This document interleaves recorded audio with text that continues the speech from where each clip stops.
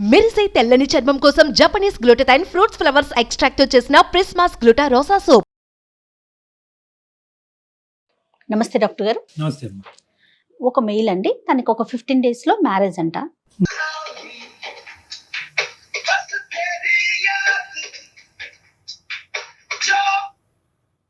Hello hello Rahul గారండి? Hello ఎవరు? నేను జయానండి, అందమైన జీవితం ప్రోగ్రామ్ నుంచి కాల్ చేస్తున్నాను.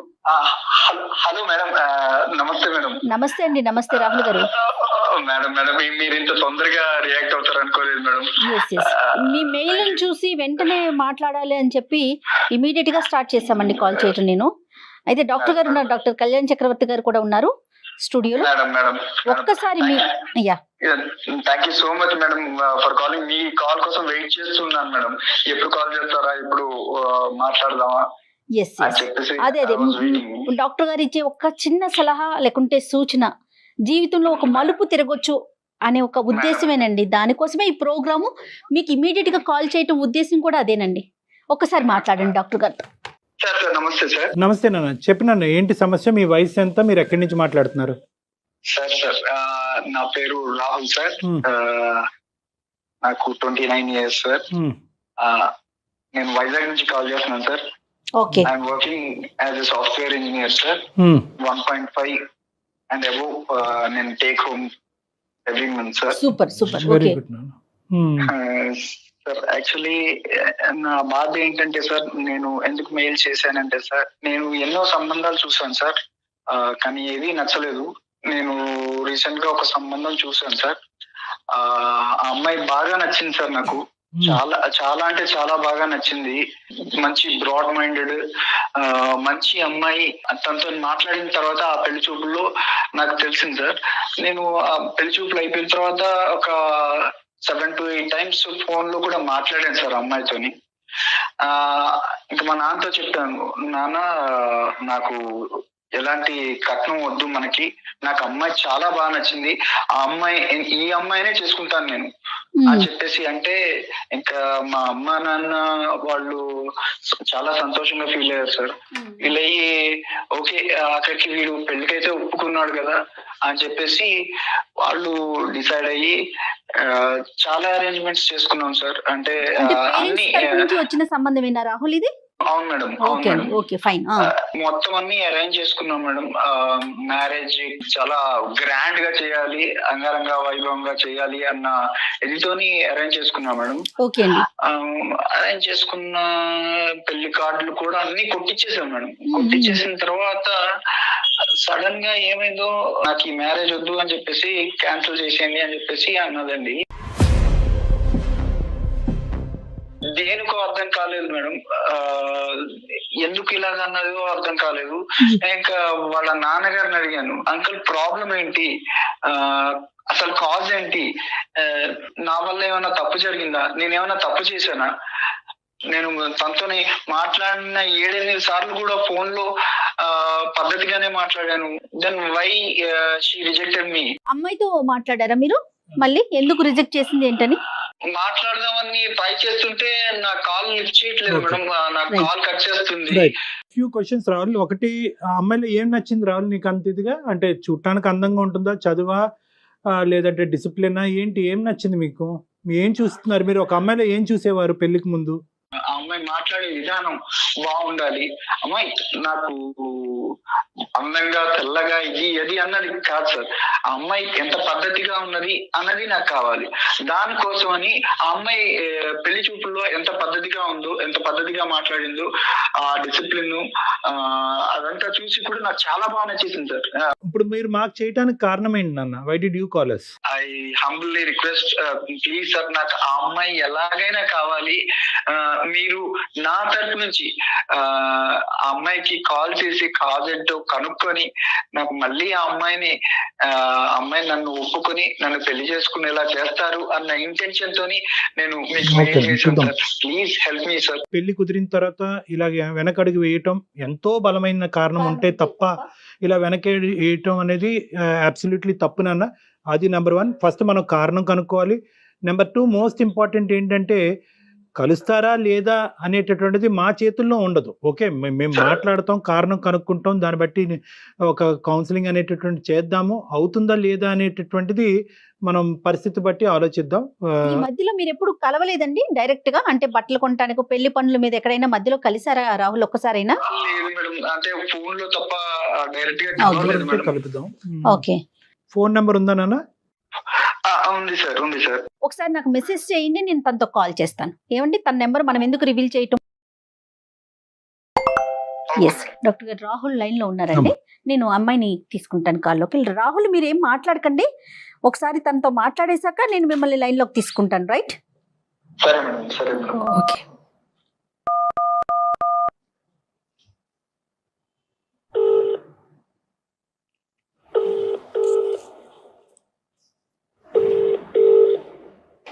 హలో హలో, హలో నేను సుమన్ టీవీ నుంచి మాట్లాడుతున్నానండి, అందమైన జీవితం ప్రోగ్రామ్ నుంచి.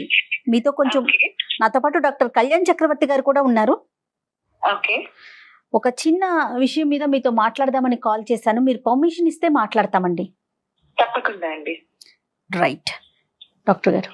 అమ్మ నందిని, సారీ అమ్మా, మీరు మాకు మీకు చెప్పకుండా మేము ఇలాగా సర్ప్రైజింగ్గా మీకు కాల్ చేయడానికి ప్రధానమైన కారణం ఒక సెన్సిటివ్ ఇష్యూ గురించి డిస్కస్ చేయడానికి.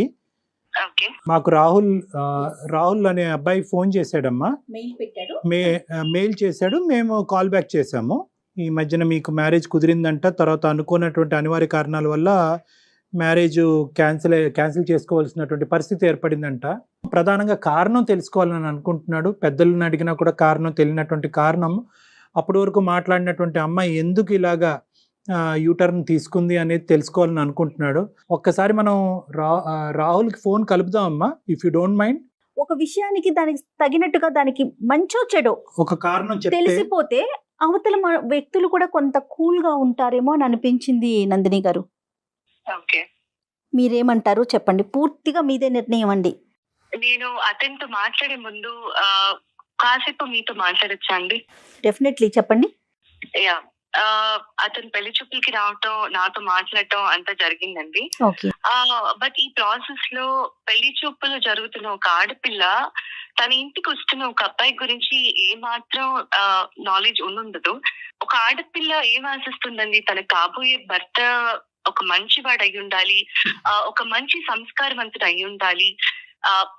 తల్లిదండ్రుల దగ్గర పెరిగిన ఆడపిల్ల కాబోయే భర్త గురించి ఎన్నో ఆశలు పెట్టుకొని ఉంటుందండి. అవునవును. ఇప్పుడు దాకా ఉండదు ఒక ఎత్తు అయితే, పెళ్లి తర్వాత రాబోయే జీవితం గురించి ఏ ఆడపిల్ల అయినా ఎన్ని కలలు కంటుందండి.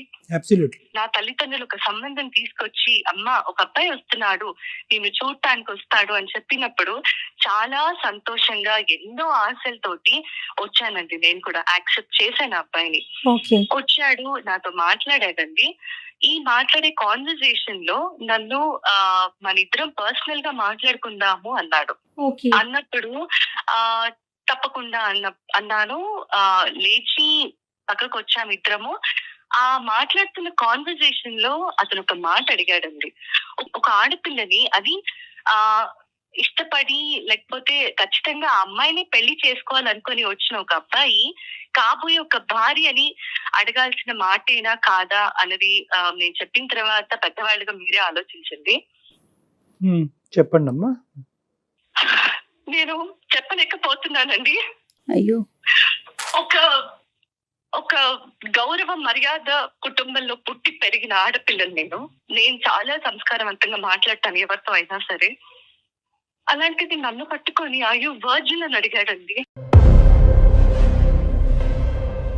ఒక భర్తగా అతను నా ఇంటికి వచ్చినప్పుడు అతన్ని నేను పెళ్లి చేసుకోబోతున్నాను అని నేను మనసులో ఫిక్స్ అయిన తర్వాత అయ్యో వర్జిన్ అని అడిగిన ఆ ప్రశ్నకి ఒక ఆడపిల్ల ఎలా రియాక్ట్ అవ్వాలండి? అలాంటి వాడు రేపు నన్ను ఏం చూసుకుంటాడండి? రేపు నేను పాలవాడితో మాట్లాడినా, పేపర్ వాడితో మాట్లాడినా అనుమానిస్తాడు కదా.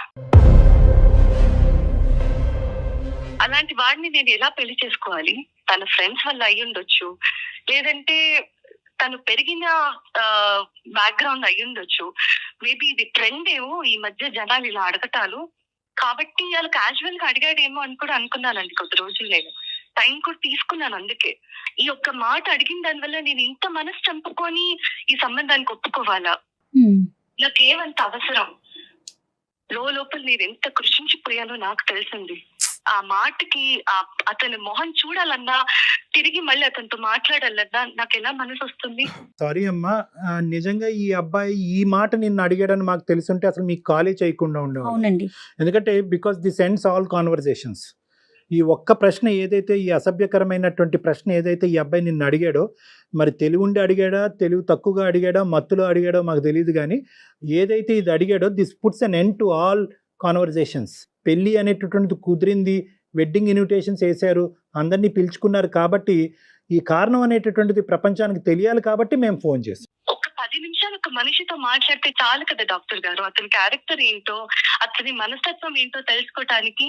కాదమ్మా నందిని, సహజంగా ఏంటంటే ఇలాంటి సినారియోస్లో అబ్బాయిలు అమ్మాయిలను కొన్ని ప్రశ్నలు అడుగుతారు, అమ్మాయిలు అబ్బాయిలను కూడా ప్రశ్నలు అడుగుతారు. అవతల వాళ్ళ సెన్సిటివిటీస్ అర్థం చేసుకుని నీ లైఫ్లో ఎవరైనా ఉన్నారా అనేటటువంటిది ఒక ప్రశ్న అడుగుతారు.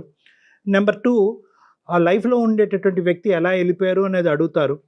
డైరెక్ట్గా ఈ ఫిజికల్ ఇంటిమసీకి సంబంధించినటువంటి ఒక అంశాన్ని, చాలా సెన్సిటివ్ అంశం ఒక ఆడపిల్లకి, ఆ అంశం ముట్టుకునేటప్పటికి మీకు చాలా మనసు చాలా హర్టింగ్ అనిపించింది, మనసు విరిగిపోయింది.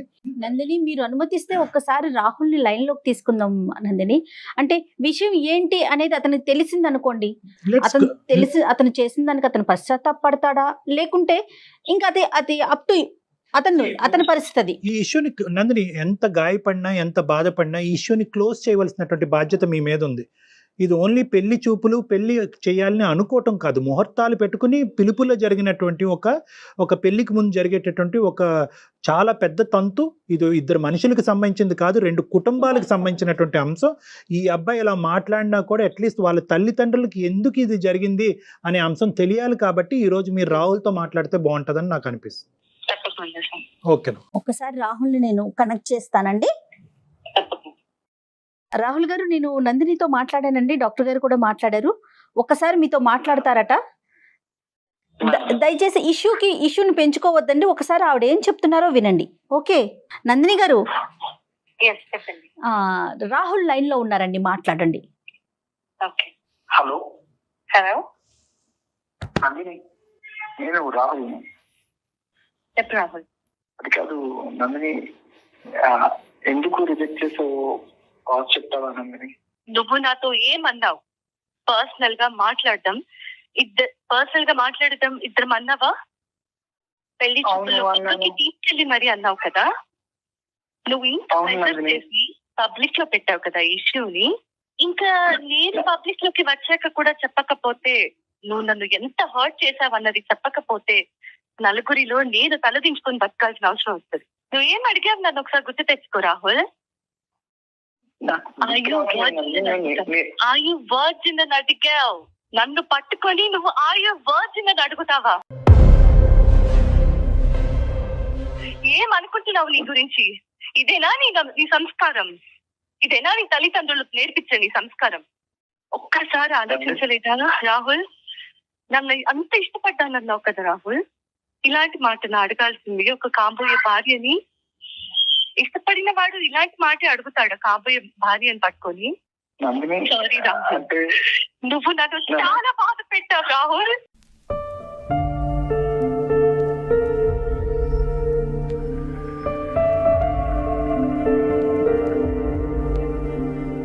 నేను ఎంతో పెయిన్ తీసుకున్నాను రాహుల్.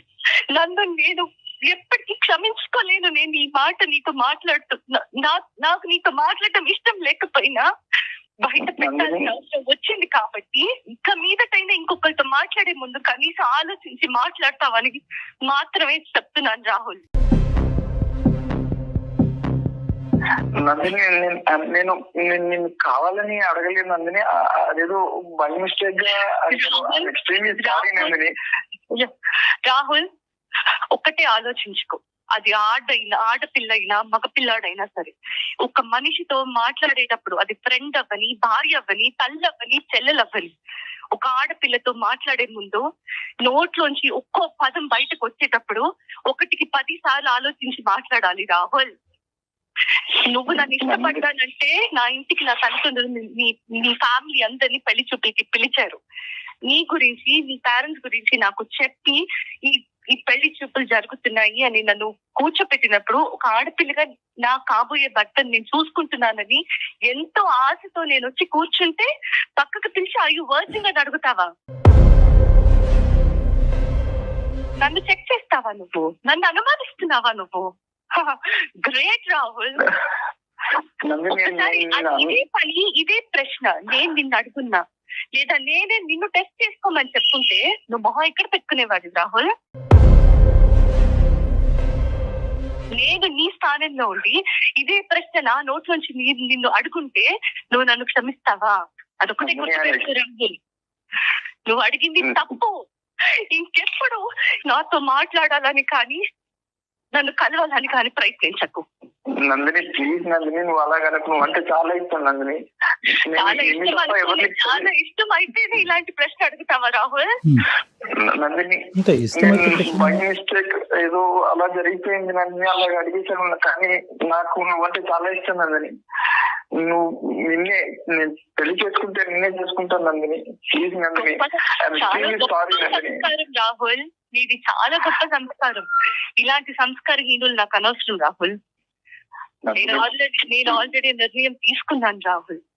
కాబట్టి దయచేసి ఇంకోసారి ఈ టాపిక్ ఇంకా నా దగ్గరికి తీసుకురావద్దు. పెద్దవాళ్ళగా వాళ్ళు ఏం చేయాలో చేస్తారు. ఓకే ప్లీజ్ నందిని, నన్ను అర్థం చేసుకో నందిని. రాహుల్ ప్లీజ్ రాహుల్, నువ్వు అంటే చాలా ఇష్టం నందిని. నేను చేసుకుంటే నేనే చేసుకుంటాను నందిని. ప్లీజ్ నందిని.